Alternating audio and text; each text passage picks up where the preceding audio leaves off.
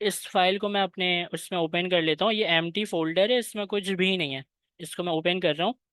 और ओपन करने के बाद यहाँ पर अब हम देखते हैं। तो सबसे पहले मुझे क्या करना है, सबसे पहले स्टेप वन को देखना है। स्टेप वन में क्या है, npx create next app at latest. इसको कॉपी कर लें, लिखना है लिख लें, नहीं लिखना कॉपी कर लें। तो कॉपी करने के बाद यहाँ पर मैं, अच्छा ये मैं आपको दे दूंगा उसमें, तो आप वहाँ से कॉपी कर लीजिएगा। ग्रुप में दे दूंगा। npx create next app eight the rate latest, इसको एंटर करें। तो जैसे ही आप इसको एंटर करेंगे तो ये आपसे पूछता है कि आपको अपने फोल्डर का जो नाम है वो क्या रखना है। तो फोल्डर का जो नाम है वो आप यहाँ पर, अभी फ़िलहाल मैं हेलो वर्ल्ड रख लेता हूँ। हेलो और वर्ल्ड रख लेता हूँ। फोल्डर का नाम कैपिटल मत रखिएगा, बीच में स्पेसेस मत दीजिएगा, ठीक है। हेलो वर्ल्ड डैश वर्ल्ड रख लिया मैंने। एंटर कर रहा हूँ मैं। अब ये मुझसे पूछ रहा है कि टाइप स्क्रिप्ट आपको यूज़ करनी है या नहीं करनी। तो मैं यहाँ पर टाइप स्क्रिप्ट को लिखूंगा कि मुझे यहाँ पर टाइप स्क्रिप्ट चाहिए। और उसके अलावा, पहले मैं इसे यस कर दूं, उसके अलावा ये मुझसे पूछता है कि आपको ई एस लेंट की फैसिलिटी चाहिए या नहीं चाहिए। तो मैं कहूँगा यस मुझे चाहिए। टेलमेंट सी एस एस आपको चाहिए, तो टेलमेंट सी एस एस भी मुझे चाहिए। एस आर सी की डायरेक्टरी आपको चाहिए या नहीं चाहिए, तो एस आर सी की डायरेक्टरी भी मुझे चाहिए। और ऐप राउटर चाहिए। ऐप राउटर पहले के नेक्स्ट ईयर्स में ये नहीं था। ऐप राउटर पेज राउटर के नाम से जो है ना वो राउट उसमें बनते थे। और वो थोड़ा टिपिकल भी था, थोड़ा मुश्किल भी है। ऐप राउटर बहुत आसान है। और ये अभी नेक्स्ट ईयर्स 14 के अंदर जो है वो ये आया है ऐप राउटर। तो इसको आप यस कर दें। ऐप राउटर को यस कर दिया आपने। इम्पोर्ट एलियास जो है वो हमें शॉर्टकट नाम लिखने की तो ज़रूरत नहीं है इंपोर्ट कराते टाइम। तो पूरा इंपोर्ट जैसे हम करते हैं वैसे ही करेंगे। बस ये जब हम फ्रॉम के बाद जो लोकेशन बताते हैं ना फाइल की, वहाँ पर ये जो है हमारी थोड़ी सी at the rate slash S R लिखेंगे तो वो समझ जाएगा कि आप एस आर सी की बात कर रहे हैं। तो जब लिखेंगे तो ये भी लिख लेंगे हम, क्या लिखने की ज़रूरत है हमें। नो कर दें इसको। सर अब आप। जी,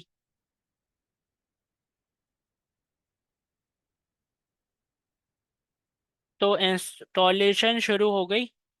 और जब तक ये इंस्टॉलेशन हो रही है, हम यहाँ पर देखते हैं कि कौन कौन से हमने स्टेप्स कर लिए। पहला स्टेप कर लिया, दूसरा स्टेप भी सर कर लिया जी। सर जब मैं एनपीएक्स लिखती हूँ तो मेरे पास एरर आता है। आप अपने एरर की पिक्चर पूरी दीजिएगा। और आप उसमें कमांड भी लिखा नज़र आना चाहिए कि आपने npx लिखा है, आपने क्या क्रिएट, मतलब स्पेलिंग मिस्टेक भी देख लीजिएगा।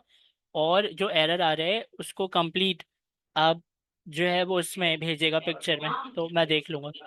ठीक है। अच्छा, तो हम स्टेप्स देख रहे थे। तो इस स्टेप में क्या किया हमने, यहाँ पर प्रोजेक्ट का नाम लिख लिया, TypeScript E S lint, Tailwind C S S S R C भी यस कर लिया हमने। ऐप राउटर भी, इम्पोर्ट एलियास नो कर लिया हमने। तो 8 स्टेप हमने कर लिए। अब स्टेप नंबर 9 की बारी। तो स्टेप नंबर 9 में वेट थोड़ा करेंगे, जब ये हमें कह दे कि तमाम चीज़ें बन चुकी हैं, उसके बाद हम स्टेप नंबर 9 करेंगे।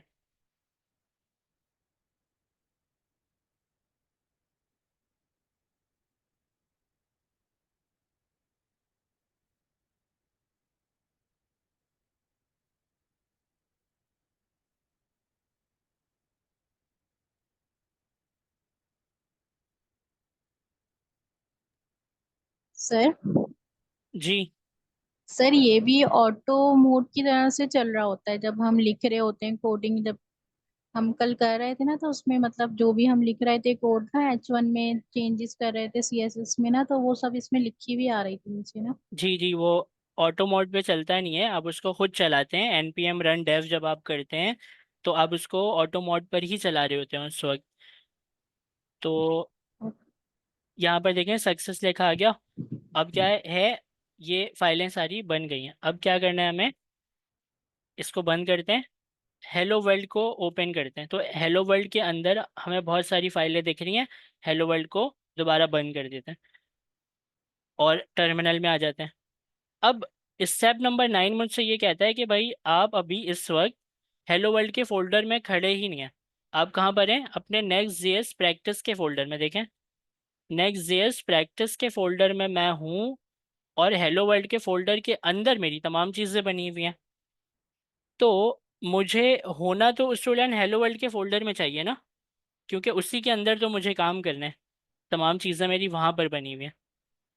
तो यहाँ पर करना आपको ये पड़ता है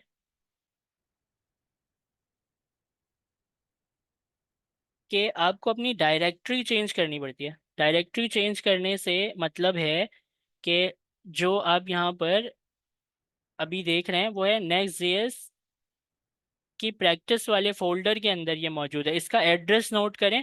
ये कह रहा है कि डेस्कटॉप में एक नेक्स्ट जेएस प्रैक्टिस का फोल्डर है, उसके अंदर अभी ये है। तो क्या आपका जो नेक्स्ट जेएस का प्रोजेक्ट बना है वो, जी, तो आपने यहाँ पर देखा होगा कि आपकी जो तमाम फाइलें बनी हैं वो हेलो वर्ल्ड के फोल्डर के अंदर बनी है। नेक्स्ट जेएस के जो तमाम सेटअप हुआ है ना वो हेलो वर्ल्ड के फोल्डर के अंदर हुआ है। और आप खुद इस वक्त कहाँ खड़े हुए हैं, हेलो वर्ल्ड के फोल्डर से भी बाहर। आप नेक्स्ट जेएस प्रैक्टिस का एक फोल्डर था उसके अंदर खड़े हुए हैं आप। तो आपको याद अपनी डायरेक्टरी चेंज करनी पड़ेगी, जो कि आप कर सकते हैं cd लिखकर। और cd लिखकर अपने फोल्डर का नाम आप लिख देंगे हेलो वर्ल्ड।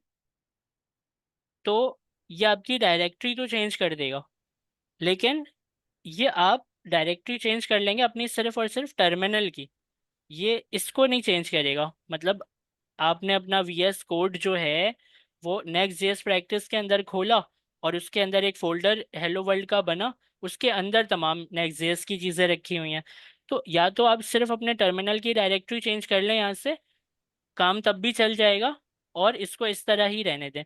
दूसरा तरीका ये है कि आप इसको पूरे अपना वीएस कोड को बंद करें और हेलो वर्ल्ड का जो फोल्डर बना है ना उसके अंदर अपने वीएस कोड को ओपन कर लें, ताकि डायरेक्ट आप हेलो वर्ल्ड के फोल्डर के अंदर ही काम कर पाएँ, वीएस कोड वहाँ पर ही ओपन हो जाए। तो आपको ये बात समझ में आई?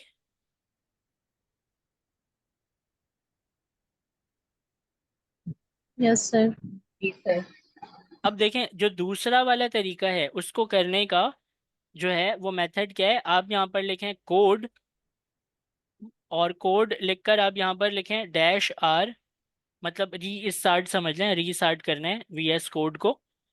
और यहाँ पर आप फोल्डर का नाम लिख दें हेलो डैश वर्ल्ड। अब ये क्या करेगा, आपके इस करंट वीएस कोड को बंद करेगा और हेलो वर्ल्ड के फोल्डर के अंदर आपका वीएस कोड खोलकर आपको दे देगा। तो इसको मैं जैसे ही एंटर करूँगा, बंद हुआ वीएस कोड, दोबारा से ओपन हुआ। और इस दफ़ा जो ओपन हुआ है वो कहाँ पर हुआ है ओपन, हेलो वर्ल्ड के फोल्डर के अंदर।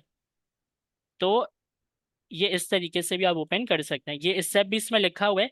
सीडी से अगर आपको करना है तो सीडी से कर लें, इससे सिर्फ टर्मिनल चेंज होता है। और अगर आप ये लिखेंगे कोड -r और आपके फोल्डर का नाम, तो फिर आपका वीएस कोड बंद होके उस फोल्डर के अंदर खुल जाता है जहाँ पर आपको ज़रूरत है। ठीक है, तो ये वाली चीज़ जो है वो समझ में आ गई। अब जो है हो गया, बनकर आ गया आपका पूरा सेटअप। देखें, बहुत सारी चीज़ें मिल गई ना, एक नोड मॉड्यूल, एक SRC, दो फोल्डर ये हो गए, और 1 2 3 4 5 6 7 8 9 10, 10 फाइलें बनकर आ गई। 10 फाइलें और दो फोल्डर बनकर आ गए। अब जो है आपको चला कर देखना है। देखें, ये जो नोड, ये जो नेक्स्ट जेएस वाले हैं ना, ये आपको बाय डिफ़ॉल्ट भी बनाकर देते हैं कि बाय डिफ़ॉल्ट भी इनका पेज बना बनाया देते हैं ये आपको। तो आपको चलाना है जैसे कि, तो आप किस तरह चलाएंगे, आप यहाँ पर लिखते हैं रन। कैसे लिखते हैं, क्या लिखते हैं, npm रन डेव। रन करो, npm रन डेव। रन करो मेरे डेवलपमेंट मोड को। तो npm रन dev आप लिखेंगे और एंटर करेंगे, तो ये थोड़ा सा टाइम लेगा, लेकिन थोड़े से टाइम लेने के बाद ये आपको एक लोकल होस्ट आपका दे देगा। ये देखें लोकल होस्ट, इसके सामने जो ये आ रही है ना चीज़, इसके ऊपर आप माउस लेकर जाएं तो देखिए ये इंटरेक्टिव है, ये कुछ होता है इसको। तो कंट्रोल के बटन को प्रेस करके, छोड़ना नहीं है कंट्रोल का बटन, उसको दबा के रखें कंट्रोल के बटन को, और माउस जो है उसको इसके ऊपर ले जाकर क्लिक करें। अब जो है क्या होगा कि ये वेब पेज जो है वो आपके सामने खुलने लगा है। तो जब तक ये खुल रहा है इसको मैं बंद कर देता हूँ। और इस तरीके से आप अपने वेब पेज को चलाते हैं, जैसे कि लाइव सर्वर से ऑन करते थे ना हम अपने index.html को। तो यूं समझें यहाँ का लाइव सर्वर ये वाला है। तो यहाँ पर देखें कुछ कुछ पेज में शायद कुछ चीज़ें आने लग गई होंगी, तभी ये यहाँ पर बता रहा है कि कंपाइलेशन हो गई। और भी देखते हैं पेज को अपने। तो पेज में देखें ये लिखा आ रहा है, बहुत बड़ा इसलिए आ रहा है क्योंकि मैंने अपने स्क्रीन को जूम किया हुआ है। अगर मैं स्क्रीन को अपने एक्चुअल 100% पे ले आऊँ तो ये लिखा आ रहा है नेक्स्ट जेएस। ये एक पिक्चर है, नीचे कुछ लिखा आ रहा भाई है दूध तो दे दे उसको, सो जाएगा। Abdul Rafi. Get started by editing ये लिखा आ रहा है, सेव एंड सी ये लिखा आ रहा है, दो बटन आ रहे हैं, और नीचे भी कुछ चीज़ें लिखी आ रही हैं। तो ये बाय डिफ़ॉल्ट वो देते हैं कि आप इसको जब ऑन करेंगे तो वो इस तरह आपको नज़र आएगा। अब गलती से अगर आपसे ये बंद हो जाए तो आप क्या कीजिएगा, अब यहाँ पर लिख तो नहीं पाएंगे क्योंकि ये तो ऑलरेडी चल रहा है, ये आपका ऑलरेडी चल रहा है, इसमें आप लिख नहीं पाएंगे ना कुछ भी। देखें मैं लिख रहा हूँ लेकिन लिख नहीं पा रहा मैं। तो सबसे पहले तो आप इसको बंद करें। इसको बंद करने का क्या तरीका है, कंट्रोल सी दबा दें। कंट्रोल सी एक साथ प्रेस कर देंगे ना तो ये बंद हो जाता है। पूछ भी रहे, सवाल पूछ रहे, देखें टर्मिनेट करना है क्या आपको, तो आप कहेंगे कि हाँ मुझे टर्मिनेट करना है। देखें टर्मिनेट बैच जॉब, तो आप यहाँ पर वाई लिख दें और एंटर कर दें। तो ये क्या हुआ, अब ये बंद हो गया। अब दोबारा से इसको सेम कोड देते हैं, क्या N P M run dev करना है मुझे। ये दोबारा से देखें वो गया और लोकल होस्ट उसने बनाया, आपको दे दिया बना के। अब जो है आप इसको कंट्रोल के साथ माउस से क्लिक करेंगे तो दोबारा से वो ओपन करके देगा आपको। सर देखें ये हमारे पास ऊपर लिखा हुआ तो आ रहा है।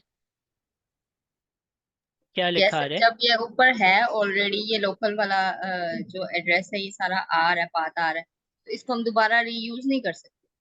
ये आपने बहुत सही बोला है कि इसको आप रीयूज़ भी कर सकते हैं। आप इसको देखें मैं दोबारा से बंद कर देता हूँ। और अब तो ये देखें कंपाइलेशन जो है वो हो रही थी, और जो भी चीज़ें हो रही थी इस लोकल होस्ट के ऊपर, तो ये हो गई ना। इसको मैं दोबारा से क्लिक करता हूँ। देखें ये तमाम चीज़ें जो इसके बारे में वो बता भी रहे कि उसने कुछ चीज़ें यहाँ से ली हैं, जैसे कि ये क्या बता रहे कि पहले इसने स्टार्ट किया, फिर यहाँ पर आपने 13 सेकंड लगा के उसने रेडी कर दिया, फिर उसको 200 के मतलब होता है कि तमाम चीज़ें सही हैं। तो 200 की गेट रिक्वेस्ट उसको मिल गई, मतलब उसने फेविकॉन आइकन वाइकन भी उसने लगा दिए। तो ये बता रहे हैं कि मैंने ये आपके पेज को सेट कर दिया। लेकिन आप इसको इससे यूज़ कर सकते हैं बिल्कुल, लेकिन अगर गलती से आप में से किसी ने इसको बंद ही कर दिया, जैसे कि यहाँ से आप एक नया कमांड प्रॉम्प्ट खोल रहे हैं और पुराने वाले नोड में क्योंकि आप कुछ लिख नहीं पा रहे यहाँ पर, तो आपने बोला कि इसको मैं बंद ही कर देती हूँ, यहाँ पर कुछ भी नहीं लिख पाएंगे आप, तो आपने बोला कि मैं इसको डिलीट कर देती हूँ। अब दोबारा से तो वो आपको नहीं मिलेगा ना, तो यहाँ पर आप उसको यूज़ कर सकते हैं npm run dev। अब यहाँ पर जब आप करेंगे तो वो आपके लिए दोबारा से ओपन करके देगा। इसको मैं बंद कर देता हूँ, देखें लोकल होस्ट वो सर दोबारा से बना कर देगा जी।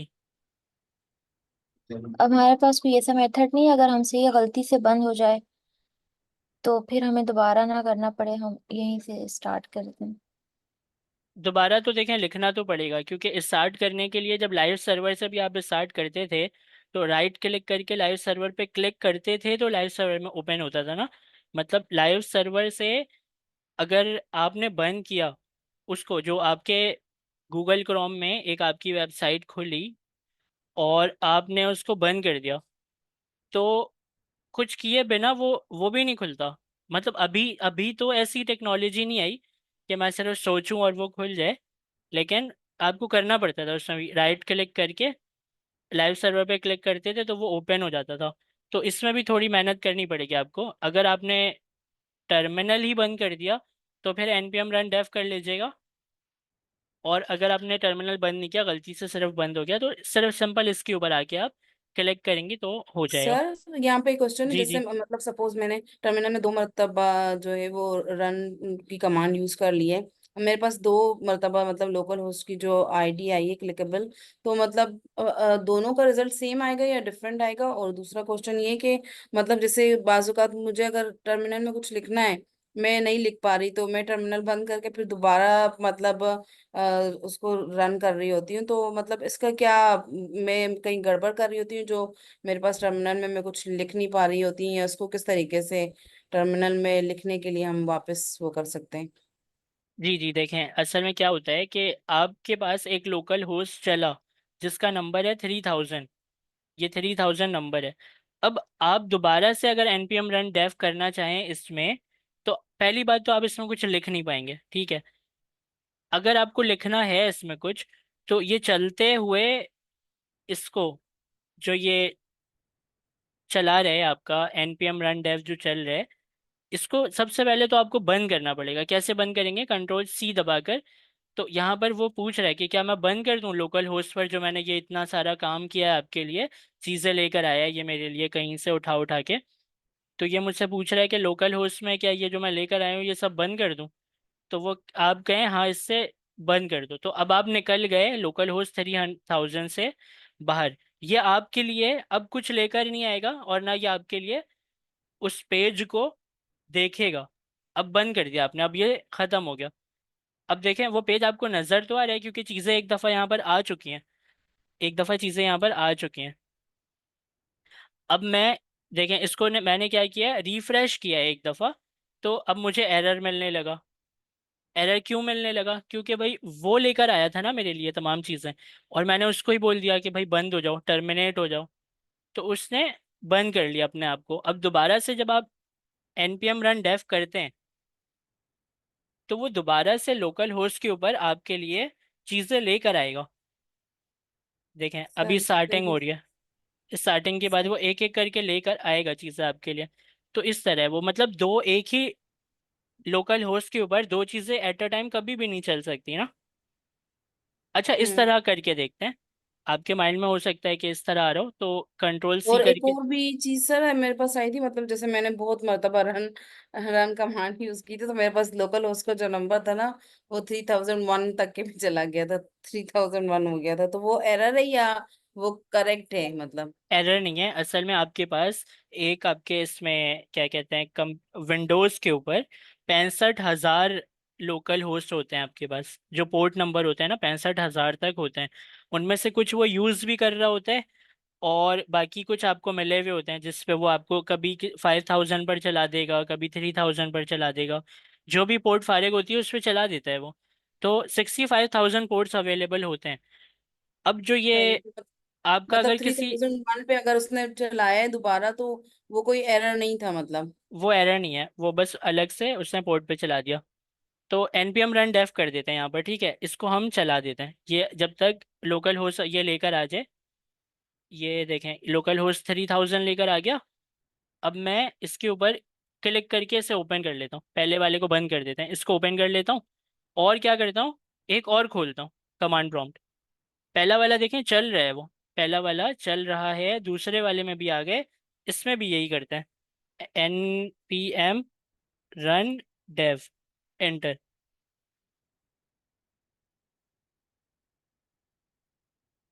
अब देखें वो आपसे क्या कह रहे हैं।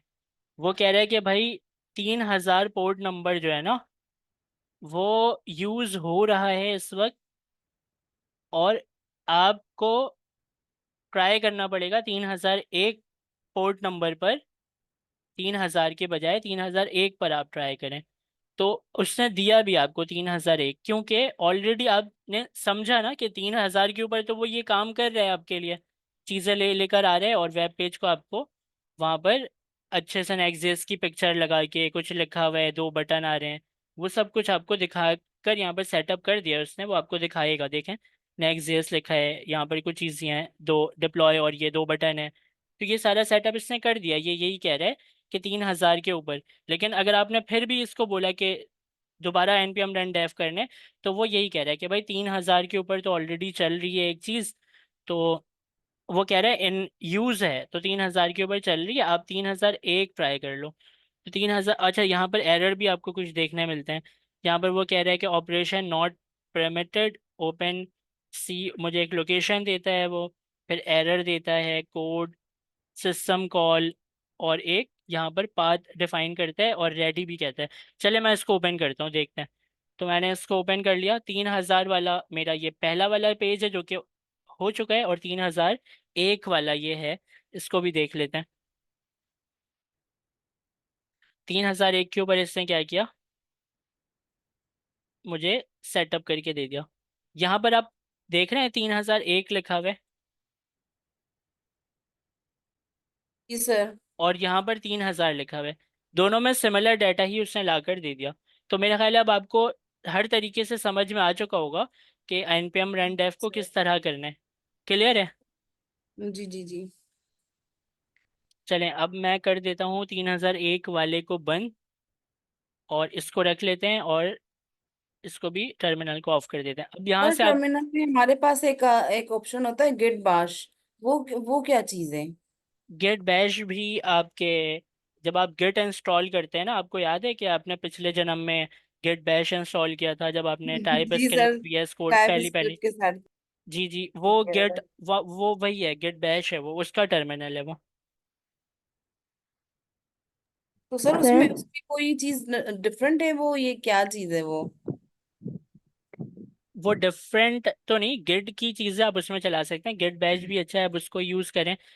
सीएमडी भी सही है, अब सीएमडी मतलब उससे भी आप सारे काम कर सकते हैं। तो मतलब हम सीएमडी अगर ना यूज करना चाहें तो हम उसको गिट बैश को यूज कर सकते हैं?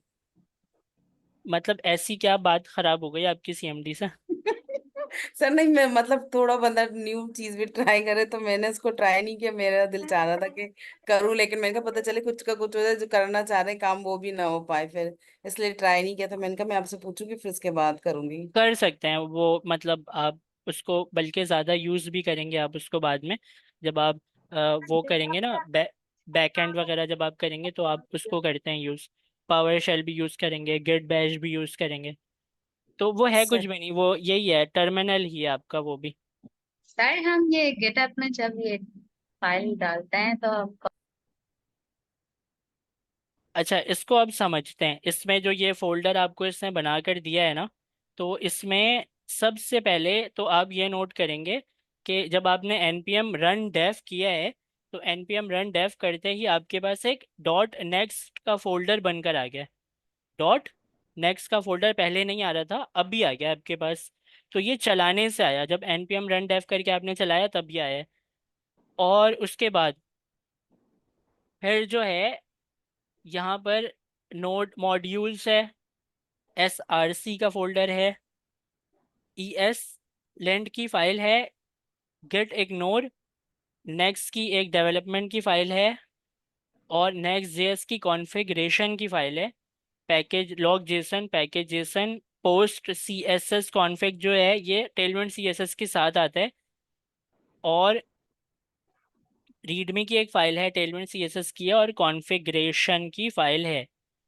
तो सबसे पहले हम देखते हैं अपने पैकेज डॉट जेसन को। तो पैकेज डॉट जेसन को मैं जैसे ही क्लिक करूंगा, तो पैकेज डॉट जेसन में आपके पास होती हैं 2 चीज़ें। एक आपके पास है स्क्रिप्ट, और दूसरा है डिपेंडेंसी। तो जो स्क्रिप्ट होती है वो है यहाँ पर देखें, स्क्रिप्ट, और है डिपेंडेंसी।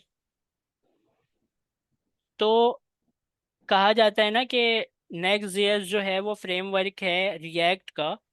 तो देखें यहाँ पर डिपेंडेंसी में भी उसने क्या किया हुआ है, रिएक्ट को इंस्टॉल किया हुआ है नोड मॉड्यूल्स के अंदर। देखें, रिएक्ट को इंस्टॉल किया हुआ है, रिएक्ट डॉम को इंस्टॉल किया हुआ है, नेक्स्ट को इंस्टॉल किया हुआ है।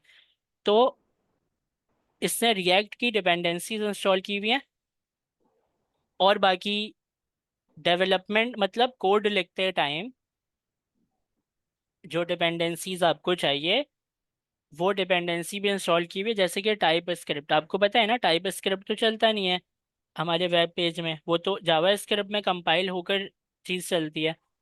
तो टाइप स्क्रिप्ट क्या है, वो कोड लिखते टाइम हमारी हेल्प करता है टाइप सेफ्टी से रिलेटेड।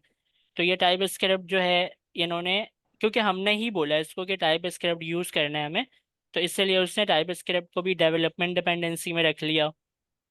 और भी बहुत सारी चीज़ें रख ली, टेलमेंट CSS को, ESLint को, और भी बहुत सारी चीज़ें इससे रख ली। तो डेवलपमेंट डिपेंडेंसी कोड लिखते टाइम जो आपकी हेल्प करे। डिपेंडेंसी मतलब जब आप इसको नोड मॉड्यूल के अंदर रिएक्ट, रिएक्ट डॉम और नेक्स्ट की फीचर्स आपको मिल जाते हैं, आप उसके ऊपर डिपेंडेंट होके काम करते हैं।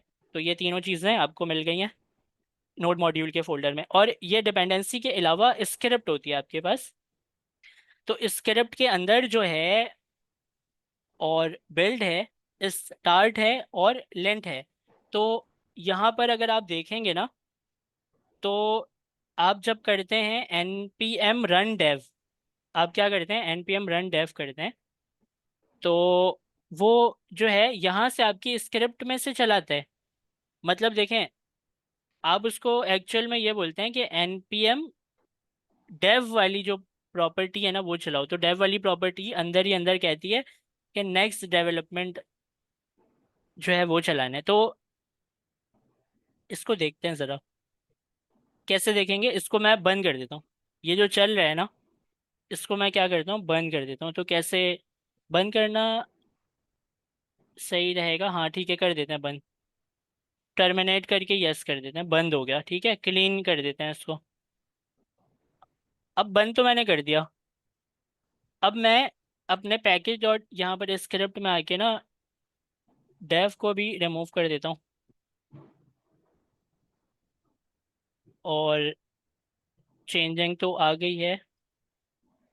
सेव करते हैं, यहाँ पर लिखते हैं npm run dev।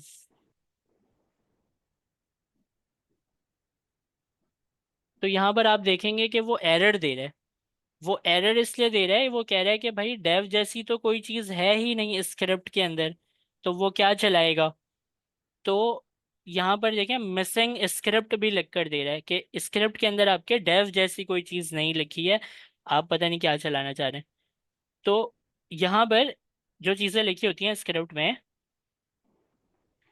वो क्या होती है कि वो अलग अलग उसके मतलब है। जैसे कि ये डेव के मतलब क्या होता है कि डेवलपमेंट मोड को स्टार्ट कर दें।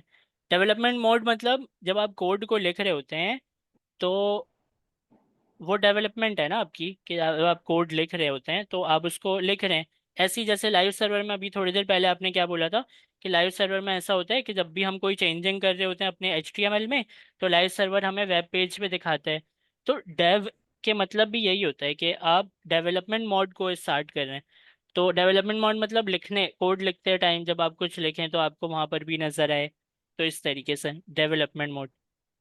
फिर दूसरा वाला है बिल्ड। बिल्ड के मतलब ये होता है कि आप इससे कह रहे हैं कि आपकी जो एप्लीकेशन है ना उसको प्रोडक्शन के लिए रेडी करें, प्रोडक्शन के लिए बिल्ड कर दे आपकी जो वेब एप्लीकेशन जो भी आपने बनाई है उसको। और स्टार्ट के मतलब ये होता है कि प्रोडक्शन सर्वर को स्टार्ट कर दे, प्रोडक्शन का जो सर्वर है उसको स्टार्ट कर दे। और जो यहाँ पर लिखा है लेंट, इसके मतलब ये होता है कि जो बिल्ट इन इसके अंदर जो इंस्टॉलेशन की थी आपने ESLint की, तो ESLint से क्या हो कि उसकी कॉन्फ़िगरेशन वगैरह वो सारी चीज़ें स्टार्ट कर दे। और ESLint बेसिकली करता क्या है, क्योंकि बहुत सारे लोगों को इसमें कन्फ्यूजन होती है ना कि ये पता नहीं क्या है, बाकी तो चीज़ें फिर भी समझ में आ जाती हैं, ये समझ नहीं आती। तो ESLint असल में जब आप कोड लिख लिख रहे होते हैं तो वो बेस्ट प्रैक्टिस जो होती है ना कोड की, उसको फॉलो करवाता है और क्लीन कोड लिखवाता है आपसे। तो कुछ कोड के लिखने के स्टैंडर्ड्स है ना, उनको वो क्या करता है ESLint, वो देखता रहता है। उसका काम है कि वो ESLint इस चीज़ का ख्याल रखे कि कोड जो है वो आप बैड प्रैक्टिस ना करें कोड में लिखते टाइम, और आप साफ सुथरा कोड लिखें। ये बिल्टन है इसके अंदर। और जो ESLint है उसकी कॉन्फ़िगरेशन भी आपको यहाँ पर मिलती है। ESLint की कॉन्फ़िगरेशन ये रही जेसन। तो यहाँ पर देखें कुछ लिखा भी है। तो ये जेसन की फाइल है, कॉन्फ़िगरेशन तो नहीं है इसकी, लेकिन ESLint का काम यही है कि वो आपके उसमें क्या करता है कि गुड प्रैक्टिस को फॉलो करवाता है, क्लीन कोड लिखवाता है, ये तमाम चीज़ें दिख। इससे फ़ायदा क्या होता है? इससे फ़ायदा ये होता है कि जब आप अपने बनाए हुए वेबसाइट को, जब आप उसको प्रोडक्शन पर भेजते हैं, मतलब आप उसको बनाकर प्रोडक्शन के लिए रेडी कर देते हैं, डिप्लॉयमेंट करेंगे आप, तो प्रोडक्शन पे भेजने से पहले वो तमाम की तमाम एरर जो होते हैं ना, वो आपको डेवलपमेंट टाइम में ही दे देता है। कोड लिखते टाइम ही एरर आपको दे देता है ESLint, ताकि आप क्या करें, उसको यहाँ पर ही ठीक कर लें और बाद में आपको प्रॉब्लम ना आए। तो वो ये करता है। समझ आया कि ESLint का काम क्या होता है? वो गुड प्रैक्टिस को और क्लीन कोड को जो है वो फॉलो करवाता है हमसे कोड लिखते टाइम। और वो बिल्ट इन सर सेटिंग होती है, उसकी एरर वगैरह दे देता है यहाँ पर ही कि आपने ये गलती कर दी, वो गलती कर दी, ऐसे करके एरर दे देता है, ताकि बाद में आपको प्रॉब्लम ना आए आपके इसमें। वेबसाइट बना दें और फिर बाद में प्रॉब्लम आ रही हो, तो वो बाद में प्रॉब्लम छोड़ते ही नहीं है। वो इतना एरर यहाँ दे देते हैं, उन सबको रिजॉल्व यहीं करवा देते हैं। जी क्या कह रही हैं आप? सर मैं ये कही थी, मतलब जैसे अगर सपोज हमने कहीं पर कोई मिस्टेक की है, मतलब हमने इतना नीट एंड क्लीन कोड नहीं लिखा है, तो मतलब वो कैसे हमें हाईलाइट करेगा कि मतलब ये नीट एंड क्लीन नहीं है आपका कोड? भाई वो तो आप इस तरह समझें कि टाइप स्क्रिप्ट जो है, टाइप स्क्रिप्ट में जब आप लिखते थे तो वो आपको एरर्स देता था ना कि इसकी डाटा टाइप बताएं, ये बताएं, वो बताएं, बहुत सारी चीज़ें वो बोलता था आपसे। तो वो डेवलपमेंट के टाइम पर ही आपको पकड़ लेता था कि नहीं नहीं अभी यहाँ डाटा टाइप बताओगे तो आगे काम करूंगा मैं, वरना नहीं करूंगा। तो टाइप स्क्रिप्ट का कंपाइलर करता था ये आपके लिए। और वो कंपाइलर जो है वो अक्सर आपको फंक्शन में जब आप पैरामीटर बनाते थे तो आपको वो कहता था कि इम्प्लिसिटली इसकी टाइप एनी है, तो आप को क्या इसकी सच में एनी टाइप रखनी है, या फिर आप इसको नहीं रखनी तो फिर आप कुछ और लिखें, यहाँ पर स्ट्रिंग है, पैरामीटर, या क्या है, ऑब्जेक्ट है, क्या आएगा इसमें, नंबर आएंगे। तो इस तरीके से वो देता है आपको कंपाइलर, वहीं आपको रोक लेता है कि भाई क्या है वो, इस अभी बताएं, ताकि बाद में कोई प्रॉब्लम ना आए। और बाद में अगर आपने अपनी बात से हटने की कोशिश की तो वो उस वक्त भी एरर देता है। तो टाइप स्क्रिप्ट के साथ तो आपने ये बहुत देखा है कि कंपाइलर आपको किस तरीके से एरर देता है। इसी तरीके से ये भी है, इसका ये अपना काम खुद ही कर रहा होता है ना, हम इसमें कोई चेंजिंग करते हैं ये स्लेंट में। और वो हमारे वेब पेज के हिसाब से हमारी चीज़ों को देख रहा होता है। प्रॉब्लम अगर आती है तो हमें एरर भी दे देता है खुद। उस एरर को हमें रिजॉल्व करना है, हमें ESLint की सेटिंग को नहीं चेंज करना, हमें इसको वैसे ही रहने देना। ये अपना काम खुद ही कर रहा है, बस समझने के लिए कि एक नई चीज़ थी तो ये करता है क्या है, तो ये काम करता है। क्लियर है आपको? जी सर। अच्छा, पैकेज लॉग जेसन देखते हैं। तो पैकेज लॉग जेसन में जो आपके पास वर्जन के हिसाब से जो डिपेंडेंसीज हैं, वो तमाम की तमाम डिपेंडेंसीज जो हैं वो वर्जन के हिसाब से यहाँ पर लिखी हुई हैं। जिस वर्जन को फॉलो करते हुए आप ये बनाएंगे अपनी वेब पेज को, तो उसको वो कांस्टेंट कर देता है और उसके पूरे को अपने पास सेव करके रखता है कि इस इन तमाम वर्जन्स को आपने यूज़ किया है अपने इस वेबसाइट को बनाते टाइम। तो ये एक किस्म का रिकॉर्ड है, पक्का रिकॉर्ड, जो कि ये रखता है अपने पास। अच्छा, ये तो दो चीज़ें हमने देख ली हैं। अब उसके बाद हम देखते हैं कि नेक्स्ट JS की कॉन्फ़िगरेशन। तो Next.js की जो कॉन्फ़िगरेशन है उसमें इन्होंने क्या किया है, एक कॉन्फ़िग फाइल है जिसको हम कभी चेंज नहीं करेंगे, एक्सपोर्ट डिफ़ॉल्ट किया है अपने नेक्स्ट कॉन्फ़िग को। और ये क्या है ये भी आपको देखने की ज़रूरत नहीं है, ये इसकी कॉन्फ़िगरेशन की फ़ाइल है, Next.js की अपनी कॉन्फ़िगरेशन की फ़ाइल है ये। इसके बाद है TS कॉन्फ़िग की फ़ाइल। TS कॉन्फ़िग की फ़ाइल में वही सारी चीज़ें लिखी होती हैं कि आप अगर चाहते हैं तो चेंज करना चाहते हैं तो आप कर लें, नहीं करना चाहते तो नहीं करें। जैसे कि बहुत सारी चीज़ें, स्ट्रिक्ट मोड यहाँ पर जो है वो ट्रू है, आप इसको फॉल्स कर सकते हैं। मॉड्यूल रेजोल्यूशन है, JSX है, इंक्रीमेंट प्लगइन्स वगैरह बहुत सारी चीज़ें हैं। तो यहाँ पर मैंने आपसे ये बोला था कि मॉड्यूल रेजोल्यूशन को नोट कर लीजिएगा। नोट करने से क्या होता है कि कुछ चीज़ें बंडलर के अंदर नहीं होती, तो वो नोड लिखने से आपको मिल जाती हैं। लेकिन अगर आप नहीं भी करते तो अभी इतना कोई ख़ास फ़र्क नहीं पड़ेगा आपको। अभी इतना ख़ास कोई फ़र्क पड़ने वाला है नहीं आपको कि बंडलर में रख कर आप चला रहे हैं या नोड लिखना ज़रूरी है। कर लेंगे तो अच्छी बात है, नहीं करेंगे तो कोई मसले की बात नहीं है। तो नोड में कुछ चीज़ें सही सही चल जाती हैं, बंडलर आपको प्रॉब्लम क्रिएट करेगा, लेकिन बाद में जाके, अभी नहीं। तो अभी से आप लिखना चाहें लिख लें, वरना बाद में कर लीजिएगा। तो नोड मॉड्यूल रेजोल्यूशन को मैंने कर लिया node. TS config dot JSON में कोई चेंजिंग नहीं करनी है, और करनी भी है तो सिर्फ एक ये कर ली। अगर आपको करना है तो कर लीजिएगा, नहीं करना है तो मत कीजिएगा। तो हो सकता है ना, मतलब आपके टीचर ना चेंजिंग करवाएं तो आप कहें कि भाई मैं क्यों करवा रहा हूँ वो, तो इसीलिए मैं कह रहा हूँ कि अगर आप बंडलर अभी छोड़ भी देंगे तो कोई खास फर्क पड़ने वाला है नहीं अभी। TS कॉन्फ़िग की कॉन्फ़िगरेशन आपने दे दी, देख ली है। ES लेंथ को भी आपने समझ लिया है। तो यहाँ तक ये चीज़ हमें समझ में आ गई। अब जो है इसको ज़रा गिनते हैं कि हमें क्या क्या चीज़ें समझ में आ गई। TS config, Tailwind config. Tailwind config जो है वो टेलविंड की अपनी कॉन्फ़िगरेशन की फाइल है, ज़ाहिर है। उसको मैंने बताया भी था कि कंटेंट के मतलब क्या होता है, कि वो SRC के फोल्डर में पेजेस का अगर कोई फोल्डर है, कंपोनेंट का अगर कोई फोल्डर है, ऐप का अगर कोई फोल्डर है, उसके अंदर ये आपके किसको चला कर देगा, टेलविंड CSS को चला कर देगा। इसके अलावा किसी भी फोल्डर में वो टेलविंड CSS को चलाने ही नहीं देगा। टेलविंड CSS काम ही नहीं करेगी अगर आपने इनके अलावा किसी और में लिख दिया तो ये कंटेंट ये करता है, ये बताता है कि कहाँ कहाँ पर टेलविंड CSS चलना चाहिए। और थीम जो है, थीम को हम देखेंगे बाद में, थीम जो है वो उसको किस तरह यूज़ करते हैं, और प्लगइन्स को हम किस तरह यूज़ करते हैं, ये भी हम बाद में देखेंगे। जब हम UI लाइब्रेरीज वगैरह भी करेंगे ना, तब भी हम देखेंगे। इसके अलावा ये भी हमें TS टेलमेंट कॉन्फ़िग की समझ आ गई थी। पोस्ट CSS जो है ये भी टेलमेंट CSS के साथ ही आता है, तो ये इसका पार्ट है। तो ये 1 2 3 ये तीनों हमें समझ में आ गए। पैकेज और जेसन भी हमें पता चल गया है, उसमें स्क्रिप्ट जो होता है वो भी हमने देखा है, डिपेंडेंसीज भी हमने देखी। पैकेज लॉग जेसन मतलब पक्का रिकॉर्ड, कौन कौन से वर्जन में कौन कौन सी डिपेंडेंसीज हम यहाँ पर रख रख कर चला रहे हैं, वो सब रखता है रिकॉर्ड। नेक्स्ट JS की अपनी कॉन्फ़िगरेशन की फ़ाइल है जिसको हम कभी भी चेंज नहीं करते। उसके बाद एक ये फाइल है डेवलपमेंट की, इसे भी हम कभी चेंज नहीं करते।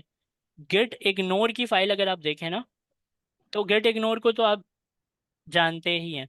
गिट इग्नोर क्या करता है कि वो गिट हब के ऊपर आपकी वो तमाम फाइलें जाने नहीं देता जो गिट हब के ऊपर अपलोड नहीं होनी चाहिए। तो नोड मॉड्यूल्स जैसे कि हम नहीं भेजते, तो यहाँ पर लिखा हुआ है नोड मॉड्यूल्स। और भी बहुत सारी चीज़ें लिखी हैं।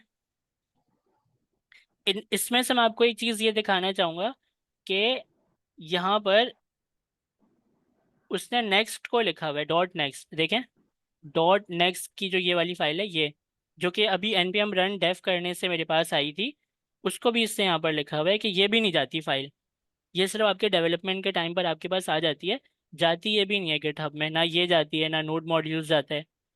तो ये दोनों नहीं जाते आपके। नोड मॉड्यूल्स का तो पता ही है ना आपको, जो भी डिपेंडेंसी इंस्टॉल करते हैं वो इसके अंदर नोड मॉड्यूल्स के अंदर आकर रखा आ जाती है। और ये डॉट नेक्स्ट तो अभी अभी बनी है डेवलपमेंट के टाइम पर।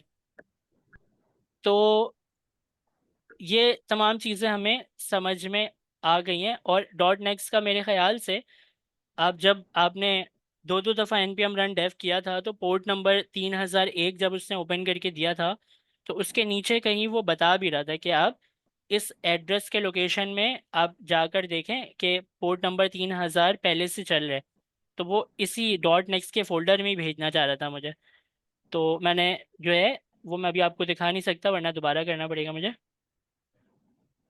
खैर, तो ये तमाम चीज़ें आपको समझ में आ गई। उसके अलावा जो है सबसे इम्पोर्टेंट फोल्डर जो है वो है हमारे पास SRC का फोल्डर। SRC के फोल्डर को जैसे ही मैं क्लिक करूँगा तो उसके अंदर आपको क्या क्या चीज़ें मिलती हैं देखते हैं। तो SRC के फोल्डर के अंदर आपको एक ऐप का फोल्डर मिलता है। ये ऐप जो है वो Next.js 14 के अंदर जो ऐप राउट है ना, जो आप जिसको यस किया था आपने वो इंस्टॉलेशन के टाइम पे यस किया था, तो ये ऐप वही वाला फोल्डर है। अभी फ़िलहाल ये खाली है, अभी इसमें कुछ भी नहीं है, अभी फ़िलहाल ये खाली है। तो इस तरह आपको दिख रहा है, ऊपर की तरफ इस तरह आपको दिख रहा है। अभी ये खाली है, इसके अंदर मैं कुछ रख दूंगा तो ये भी इसके अंदर आ जाएगी चीज़। तो ऐप जो है वो जब आप Next.js में काम कर रहे होंगे तो ऐप के फोल्डर में आप बहुत काम करेंगे, तो ऐप का फोल्डर इम्पोर्टेंट है।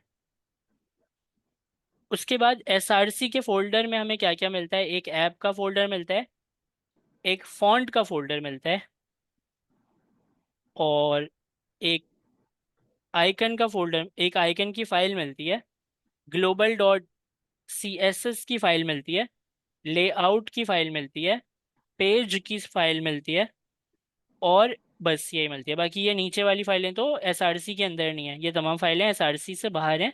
SRC के अंदर हमें यही है, app, font, icon, global, layout और पेज, ये तमाम चीज़ें हमें मिलती हैं। अब ये जो आइकन है, ये आइकन तो Next.js का आइकन है जो कि आपको यहाँ पर दिखा भी रहा था। यहाँ कहीं पर शायद ये वाला दिखा रहा है वो आपको ना, ये जो बटन के ऊपर लगाया है इसने, ये दिखा रहा होगा। तो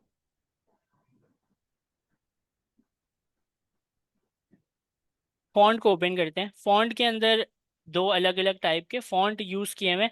हो सकता है ना फॉन्ट यहाँ पर इसने लगाए हो, देखें ऊपर वाला अलग तरीके से लिखा है, इसका जी देखें, गेट का जी अलग है ना, और यहाँ पर इस वेबसाइट में जो फेविकॉल लगा है हम इसको बदल सकते हैं?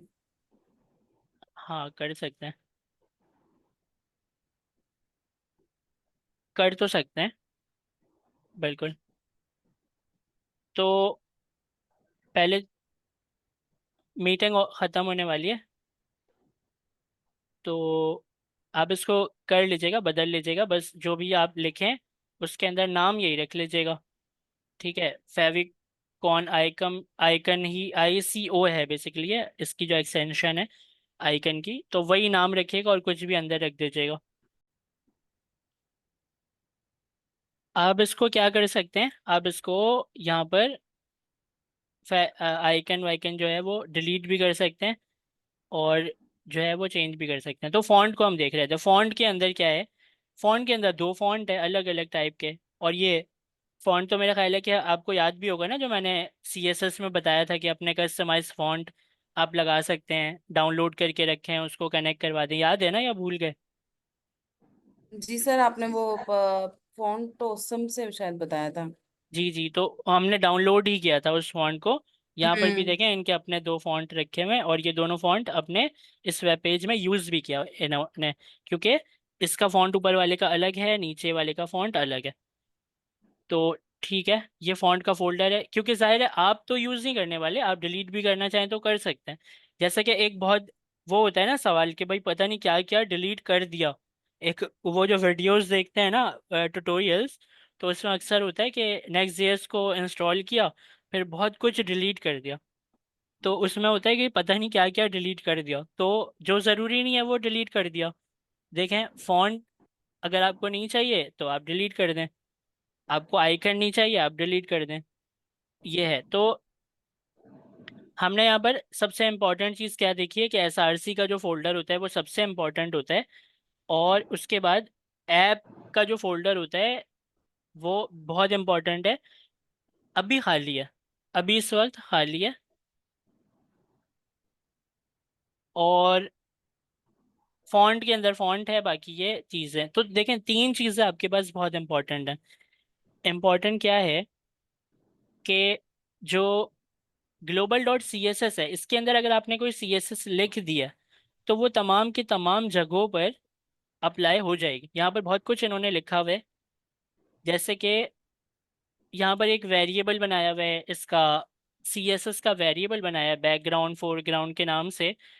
और एक वाइट है, एक ब्लैक है। और यहाँ पर इन्होंने मीडिया लगाई हुई है। मीडिया के अंदर इन्होंने सिर्फ अपने उसको चेंज किया हुआ है कि जब आप क्या करें, रूट के अंदर से दोनों वेरिएबल को चेंज कर दिया। जब आप इसके थीम को डार्क कर देंगे तो वो फॉन्ट को वाइट की जगह ब्लैक कर देगा और बैकग्राउंड को ब्लैक की जगह वाइट कर देगा। कुछ ऐसा यहाँ पर होगा, शायद मुझे नज़र नहीं आ रहा है अभी। थीम चेंज करने के लिए भी कुछ ऐसी चीज़ होगी यहाँ पर। चलें छोड़ें। तो मतलब ये सर लिखा ये हुआ है, एक तो अगर आप बैकग्राउंड है और एक फोरग्राउंड है, ये फोरग्राउंड क्या होता है sir?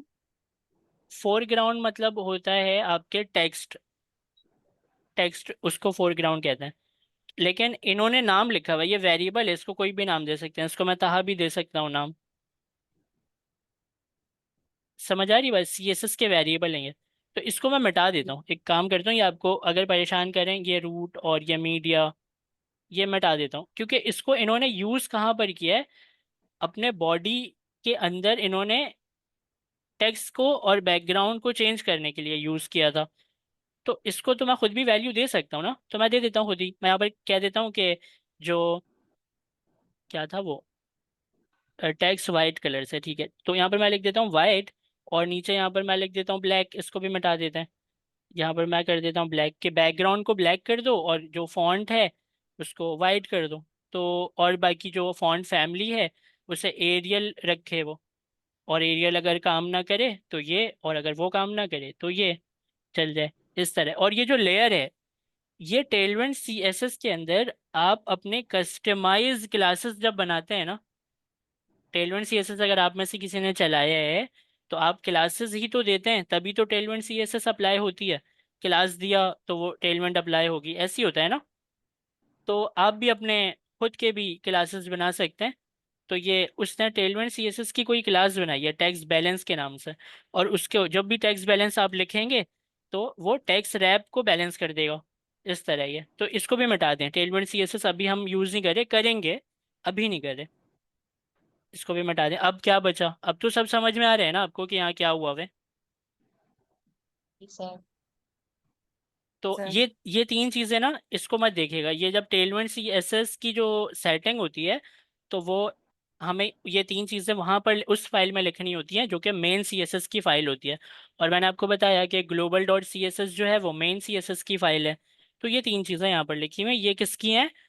Tailwind C S S की। जब हम टेलविंड सी एस एस को देखेंगे ना तो ये तीन चीज़ें आप उसमें भी देखेंगे, यही वाली तीन चीज़ें होती हैं। इनके भी अलग अलग मतलब होते हैं, वो मैं आपको उसी वक्त बता सर दूंगा। क्या इसका लिंक है, मतलब ग्लोबल सीएसएस से इसका लिंक है? ग्लोबल सी एस एस एक ऐसी फाइल है जो कि आपके इस पेज की मेन सी एस एस की फाइल है। जैसे index dot C S S में आप एक file, index dot H T M L में आप एक सी एस एस की फाइल कनेक्ट करवाते थे, तो वो सी एस एस की फाइल उसी मेन पेज की फाइल होती थी ना, index dot H T M L की। तो उसी तरीके से आप यूं जी सर। समझें कि ये सर जो वेब पेज आप जी। मैं ये कह रही हूँ कि मतलब जैसे हम लोग जो चेंजिंग करेंगे टेलमेंट सीएसएस, मतलब कि उसका जो कोड मतलब अप्लाई करेंगे वो टेलमेंट सीएसएस में करेंगे, और ग्लोबल सीएसएस से इसका क्या लिंक है? मतलब मैं ये पूछ रही हूँ कि ये एक दूसरे से लिंक है? जी जी, ये लिंक है। ये जो तमाम चीज़ें हैं ना, देखें इन तीनों के मतलब होते हैं। सबसे पहला वाला क्या कहता है कि जितनी भी सी एस एस की अपनी प्रॉपर्टीज़ हैं उन सब को भुला दो। ठीक है, बेस ये कहता है कि वो सब ख़त्म कर दो। उसके बाद ये दूसरा वाला ये कहता है कि टेलविंड के पास अपनी बहुत सारी प्रॉपर्टीज़ हैं, उनको अप्लाई करो। तो कंपोनेंट के अंदर होती है, और कंपोनेंट आपको सपोर्ट करने के लिए यूटिलिटीज होती हैं यहाँ पर। मतलब कलर आपने अक्सर देखा होगा, टेलविंड अगर आपने यूज़ किया है तो आप सिर्फ ग्रीन लिखते हैं तो वो 10 किस्म के ग्रीन कलर ला देता है, हल्के शेड वाला, डार्क शेड वाला, नॉर्मल वाला। तो वो जो मज़ीद वेरिएंट होते हैं ना कलर के, ग्रीन लिखने पर जो 5-10 किस्म के ग्रीन कलर आ जाते हैं, वो वेरिएंट ला कर देता है आपको ये यूटिलिटीज। मतलब एक चीज होती है कंपोनेंट के अंदर है वो, अब उसका भी वेरिएंट अगर आपको कुछ ला कर दे रहा है तो वो यूटिलिटी ला कर दे रहा है ये। तो इन तीनों के अलग अलग मतलब हैं, क्या भुला दो, अप्लाई करो टेलविंड को, और उसके अंदर भी बहुत सारे वेरिएंट को। ये इसीलिए हम मेन मतलब सीएसएस की फाइल में लिखते हैं इसको। मतलब कंपोनेंट में जो चेंजिंग आ रही है वो यूटिलिटीज के जरिए हो रहा है ना। जी जी जी। कंपोनेंट में जो चेंजिंग आ रही है वो इन तीनों के ज़रिए हो रहा है। और यूटिलिटीज़ का काम स्पेशली ये होता है कि जब आप टेलविंड सीएसएस में कुछ चीज़ें ऐसी होती हैं जब आप लिखते हैं ना, तो यूटिलिटीज़ उसके भी वेरिएंट बना कर देता है। जैसे आप अगर यहाँ पर page dot T S x में, तो ये अप्लाई होगा, मैं आपको करके दिखाता हूँ क्लास नेम में। यहाँ पर मैं लिख कर दिखाता हूँ BG ग्रीन। देखें अब ग्रीन के कितने सारे वेरिएंट आ गए, इतने सारे ग्रीन कलर आ गए। मैंने तो सिर्फ ग्रीन लिखा था, ये कह रहा है 200, 200, 400, 700। तो ये तमाम चीज़ें आपको यूटिलिटीज़ बना कर देता है जो बहुत सारे वेरिएंट होते हैं। तो वो उसमें सपोर्टिव होता है। इसको मैं मिटा देता हूँ दोबारा से, और इसको भी बंद कर देते हैं। सही है, अभी ये तो समझ में आया ना आपको कि बॉडी के साथ वो क्या कर रहे हैं, कलर को वाइट कलर अप्लाई कर रहे हैं, बैकग्राउंड को डार्क कर रहे हैं, और फॉन्ट फैमिली को अप्लाई कर रहे हैं। तो ये आपको क्लियर है, इसको देखें। npm run dev करें क्योंकि डेवलपमेंट मैंने बंद कर दी थी। npm run dev करते हैं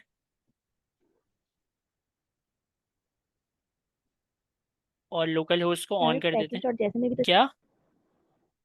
वो तो मैंने लिख दिया था, पैकेज। वो जो मिटाया था मैंने, अब उसकी बात करी है ना, वो मैंने लिख जी दिया जी। था। वो मैं अगर देखूं अपने ts config डॉट जेसन में, तो नहीं सॉरी पैकेज डॉट जेसन में, तो यहाँ पर देखें स्क्रिप्ट के अंदर डेव लिख दिया था मैंने। जी सर ठीक है। सही है, तो ये चीज़ जो है वो स्टार्ट और रेडी दोनों हो गई है, और यहाँ पर वो इसको रेडी कर रहे हैं।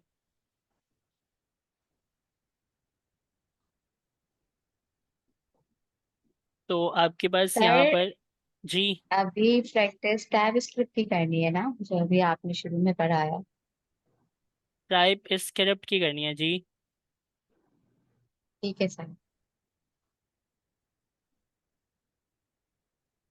तो कलर जो है वो वाइट है और बैकग्राउंड जो है वो ब्लैक है। बिल्कुल ठीक है, बैकग्राउंड को थोड़ा सा चेंज करके देखते हैं क्या इफेक्ट पड़ रहा है। बिल्कुल पड़ रहे हैं। तो ये बैकग्राउंड ऐसा है, ठीक है। अब जो है ये चीज़ आपको समझ में आ गई। अब आप तीन चीज़ों को समझें। देखें मेन सीएसएस की फाइल कौन सी है, global dot C S S. और लेआउट की एक फाइल है। लेआउट की फाइल क्या करती है, लेआउट की फाइल ये करती है कि आप जो भी वेब पेज के ऊपर बनाते हैं, जो भी चीज़ आप बनाते हैं वेब पेज के ऊपर, तो कुछ चीज़ें ऐसी होती हैं ना जो आप चाहते हैं कि वो कभी चेंज ना हो, जैसे कि नेविगेशन हो गया या फूटर हो गया। आप चाहते हैं कि अपने मेन कंटेंट जो है वो क्या रहे, चेंज होता रहे, ये वाला मेन कंटेंट चेंज होता रहे, ये कभी भी चेंज ना हो, और ये भी कभी भी चेंज ना हो। तो फिर आप क्या करते हैं, फिर आप ये करते हैं कि इसको भी आप लेआउट में बना देते हैं और इसको भी आप लेआउट में बना देते हैं। तो ये दोनों चीज़ें कांस्टेंट हो जाती हैं। तो ऐसा कांस्टेंट आपको कुछ बनाना हो ना जो कि पक्का बन जाए, बिल्कुल हटे ही ना वो, तो वो फिर आप बनाते हैं लेआउट के अंदर। लेआउट में कैसे करते हैं ये हम देखेंगे बाद में। और लेआउट का काम यही है कि वो आपको ऐसी पक्की चीज़ें बना कर दे देता है। सही है। तो लेआउट के बाद जो है वो है page dot T S X. तीन इंपॉर्टेंट फाइलें थी, global dot C S S, layout और page dot T S X. बाकी बाहर की चीज़ों से तो आप फेमिलियर हो गए ना। तो page dot T S x वो फाइल है, मेन फाइल, जिसके अंदर आप लिखते हैं तो वो आपको वेब पेज में नज़र आती है वो चीज़ें। तो एक एक करके मैं मिटाता हूँ। नेक्स्ट जेएस की ये वाली पिक्चर को हटाते हैं, सबसे पहले देखते हैं कि रिफ्लेक्ट होता भी है नहीं। ये इमेज है ना, यही पिक्चर को लेकर आ रहा है, इसको मिटा देते हैं इमेज को। जी, तो देखें नेक्स्ट जेएस की जो वो इमेज है वो गायब हो गई। और ऑर्डर लिस्ट में कुछ लिखा हुआ है इन्होंने, तो ऑर्डर लिस्ट यहाँ से यहाँ तक है, इसको भी मिटा देते हैं। तो यहाँ पर वो दोनों चीज़ें भी चली गई। अब ये बटन है और कुछ चीज़ें लिखी हैं। तो आपको समझ में आ रहा है ना कि पेज डॉट टीएसएक्स में जो लिखते हैं वो क्या होता है, वो नज़र आता है आपके वेब पेज में। तो ये डिव है, इस डिव को मैं बंद करता हूँ। बहुत सारी चीज़ें लिखी थी इस डिव में, इसको भी हटा देते हैं। तो यहाँ से ये भी चला गया। अब मेन है कुछ, तो मेन है और पता नहीं बहुत सारी चीज़ें लिखी हुई है ना। तो ऐसे करते हैं सर कि इसमें इनलाइन सीएसएस इस्तेमाल की गई है ना? इनलाइन सीएसएस तो नहीं, इसमें वो इस्तेमाल की गई है टेलविंड सीएसएस। तो बहुत कुछ लिखा हाँ हुआ है। तो जी जी बोलें। लेकिन सर इसके लिए हमें ये चीज पता होना चाहिए ना कि मतलब क्या क्या हमें यूज करना है। जैसे यहाँ पर है ग्रिड है, ग्रिड रॉज है और बॉन्ड है। इससे ये आप सारी चीजें परेशान हमें मत हो, मतलब इससे आप परेशान मत हो कि ये क्या क्या लिखा हुआ है, ये हमें समझ में नहीं आ रहा। हम अभी ये यूज़ ही नहीं करेंगे, टेलविंड सीएसएस को अभी हम यूज़ नहीं करेंगे। अभी हम सिंपल सीएसएस यूज़ करेंगे। क्योंकि हम सिंपल सीएसएस इसलिए यूज़ करेंगे क्योंकि जिस चीज़ से आप अभी फेमिलियर हैं, एक हफ्ते के बाद, आप 4 दिन के बाद आपको ये समझ में आ जाएगा कि ये क्या लिखा हुआ है। तो 4 दिन के बाद हम यूज़ कर लेंगे। अभी हम नॉर्मल वाले को यूज़ कर लेंगे, अभी कोई प्रॉब्लम नहीं है इसमें। आपकी मतलब चीज़ ख़राब नहीं बनेगी, सही बनेगी। तो यहाँ पर ये पूरे डिव जो है ना, इस पूरे डिव को ही मैं मिटा दे रहा हूँ ताकि मेरे वेब पेज में कुछ भी ना रहे और मुझे मिले एक एरर। तो ये एरर आप समझ जाइएगा कि ये क्यों मिला है। मैंने आपको पहले भी 3 चीज़ें बताई थी। पहली चीज़ मैंने आपको ये बताई थी कि जो आप ये फंक्शन बनाते हैं, ये जो फंक्शन है ये कंपोनेंट कहलाता है। और आप इसको एक्सपोर्ट डिफ़ॉल्ट लाजमी करवाते हैं। और ये रिटर्न करता है, क्या रिटर्न करता है, सिंगल HTML एलिमेंट। एक, सिर्फ एक, दो भी नहीं करेगा, एक करेगा सिर्फ। तो इसको कंपोनेंट कहते हैं, ये है फंक्शन, इसको यहाँ पर हम कहते हैं कंपोनेंट। और ये जो फंक्शन है ये एक्सपोर्ट डिफ़ॉल्ट होता है लाजमी, तो हुआ वह देखें। और रिटर्न करता है HTML के एलिमेंट को, सिंगल HTML एलिमेंट। तो जब करता ही है सिंगल HTML एलिमेंट, तो अच्छा आपने पुरानी चीज़ें मिटाई है ना, तो इसकी भी ज़रूरत नहीं है, इसको भी मिटा सकते हैं आप, क्योंकि वो इमेज को यूज़ कर रहा था, अभी हम यूज़ नहीं कर रहे इमेज को। तो अब हमने साफ़ सुथरा कर दिया ऐसा। अभी तो कोई यहाँ से प्रॉब्लम वाली ऐसी कोई चीज़ तो नहीं है ना जो आपको मतलब एक एलियन कोड लग रहा हो, आपको समझ नहीं आ रहा हो क्या लिख दिया पता नहीं। No sir. देखिए ना, सर CSS को भी एक्सपोर्ट सर एक्सपोर्ट डिफॉल्ट का मतलब भी यही होता है ना कि एक ही एक, चीज एक्सपोर्ट होती है। जी जी, एक फंक्शन एक्सपोर्ट कर रहे हैं आप। तो यहाँ पर एक्सपोर्ट डिफ़ॉल्ट आप फंक्शन को एक्सपोर्ट करने के लिए कर रहे हैं, बिल्कुल। तो यहाँ पर आपने एक फंक्शन बनाया जिसको हम कंपोनेंट कहते हैं, फंक्शन नहीं कहते हैं यहाँ पर, इसको हम क्या कहते हैं, कंपोनेंट कहते हैं। कंपोनेंट को आपने क्या किया, एक्सपोर्ट डिफ़ॉल्ट किया, जो कि करना बहुत ज़रूरी है। और रिटर्न किया आपने। तो रिटर्न जब आपने किया तो वो सिंगल HTML एलिमेंट को रिटर्न करता है। रिटर्न देखें, मैं इसको मिटा देता हूँ। तो मैं यहाँ पर लिखूँगा रिटर्न, और रिटर्न जो है वो मैं राउंड ब्रैकेट लगाऊँ नहीं लगाऊँ मेरी मर्ज़ी है, लेकिन मैं लगा देता हूँ। राउंड ब्रैकेट के अंदर आप लिख सकते हैं यहाँ पर कि एक H1 चाहिए, हेलो वर्ल्ड के नाम का एक H1 चाहिए आपको। तो क्या ये आपको नज़र आएगा, ये बिल्कुल नज़र आ रहा है, देखें H1 बहुत ऊपर कोने में साइड में नज़र आ रहे हैं। अब ये जो H1 है इसको सेंटर में लेकर आते हैं। तो सेंटर में लाने के लिए हम क्या करेंगे, CSS में चलते हैं। CSS ग्लोबल डॉट CSS में जाते हैं। यहाँ पर हम अपनी बॉडी को कहते हैं कि वो डिस्प्ले को फ्लेक्स कर ले, जस्टिफाई कंटेंट को सेंटर कर ले, और अलाइन आइटम को सेंटर कर ले। भाई ये तमाम चीज़ें आपको पता है ना क्या करती हैं, यूज़ भी करते रहे आप। बॉडी को बोला है मैंने। तो इसको देखते हैं। तो ये जब आप इसको देखेंगे तो ये चीज़ सेंटर में तो हो गई, लेकिन बीच नीचे की तरफ सेंटर नहीं हुई, वर्टिकली सेंटर नहीं हुई है। तो अक्सर ये प्रॉब्लम पहले तो लोगों कुछ कुछ लोगों के साथ आता था, लेकिन अब तो ये सबके साथ ही आएगा। तो इसको सॉल्व करने के लिए आपको करना कुछ भी नहीं होता, सिंपल ये करना होता है कि आप अपनी बॉडी को ना एक हाइट दे दें, और हाइट में आप लिख दें 100 VH लिख दें। तो जब उसको हाइट पक्का ऐसे मिल जाएगा ना कि 100 VH की हाइट है हमारे इसके वर्टिकल हाइट के पास, पहले अभी उसको साइज कंफर्म नहीं था, इसलिए वो ऊपर ही बेचारा वहाँ ऊपर ही ठहरा हुआ था। आपने बोल दिया कि हाँ ये है 100 VH की हाइट है इसकी, तो वो 50 VH के ऊपर आ गया खुद ब खुद, क्योंकि उसको कंफर्म हो गया ना कि हाइट क्या है।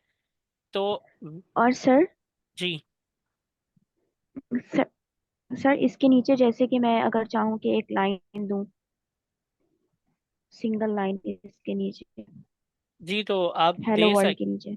आप दे सकती हैं ना।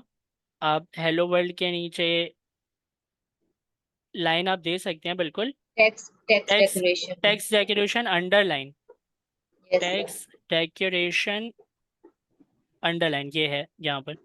और HTML में देते हैं HR से। जी देखें, अरे लेकिन ये लाइन तो आ गई, ये लिखा हुआ बहुत छोटा है, तो हाँ, इसको आप बड़ा कर लें। HTML का तो पता है मुझे। फॉन्ट के साइज को यहाँ पर मैं बहुत बड़ा, मतलब 30 कर लेता हूँ। 30 बहुत बड़ा तो नहीं है, देखते हैं। और भी ऐसे मतलब 50 कर लें, इसको बहुत ऐसे बड़ा सा हो जाएगा। हेलो वर्ल्ड ठीक है, तो ये आपका नेक्स्ट डे में हेलो वर्ल्ड हो गया। अब मुझे आप बताएं, ये सेकेंड डे है हमारा। अब मुझे आप बताएं कि इसमें आप कंफर्टेबल हो गए हर चीज़ को लेकर, फोल्डर, फाइलें, CSS की प्रॉपर्टी क्या कर रही है, लेआउट अभी हमने नहीं देखा, ऐप भी हमने नहीं देखा है, इसको छोड़ के page.tsx में जो लिखते हैं वो आपको नज़र आता है वहाँ पर। और इसकी CSS कहाँ कर रहे हैं आप, global.css में लिख रहे हैं अभी आप। तो global.css में कुछ भी नहीं है, जानी पहचानी सारी प्रॉपर्टी हैं। page.tsx थोड़ा सा हमारे लिए नया है, ये फंक्शन है जो कि एक HTML को रिटर्न करता है, पहले कभी ऐसा देखा नहीं है, लेकिन अब हम इसी के ऊपर काम करेंगे। तो इसको हम फंक्शन भी नहीं बोलेंगे, इसको हम कंपोनेंट बोलेंगे, जो कि एक्सपोर्ट डिफ़ॉल्ट लाजमी होता है और रिटर्न करता है एक सिंगल HTML एलिमेंट को। सिंगल HTML एलिमेंट से क्या मतलब है, मतलब ये है कि अगर मैं एक और H1 बना दूं तो देखें ये एरर देगा। और क्या ये मुझे यहाँ पर नज़र आने वाला है, ये मुझे यहाँ पर बिल्कुल भी नज़र नहीं आने वाला है। तो यहाँ पर देखते हैं क्या वो मुझे कह रहा है कुछ। वो कह रहा है कि फेल टू कंपाइल, ठीक है, वजह बता दे अगर ये expected comma got world return हुई हैं दो चीज़ें, कॉज बाई सिंटैक्स एरर। देखें ये बता रहे हैं this error occur during the build process and can only be dismissed by fixing the error.